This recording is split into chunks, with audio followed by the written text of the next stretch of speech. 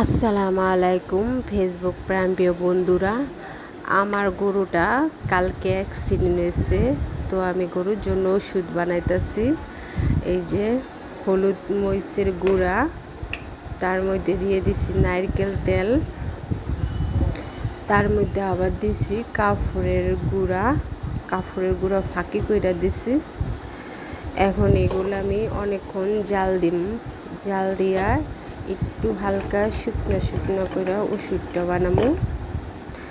তার মধ্যে নামাইয়া কতক্ষণ জুড়াইয়া তারপরে এইখানে দিয়ে দেব কতখানি কেরাসিন তেল। নামাইয়া এটারে জুড়াইয়া দিব কেরাসিন তেল দিয়া অনেকক্ষণ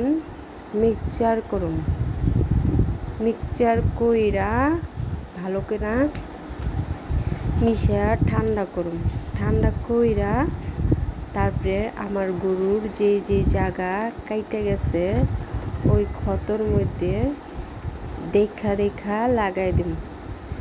কড়া অ্যাক্সিডেন্ট হয়েছে, অনেক কাইটে গেছে, তো ওই জায়গার মধ্যে আমি দেখা সব জায়গার মধ্যে লাগাই দিম।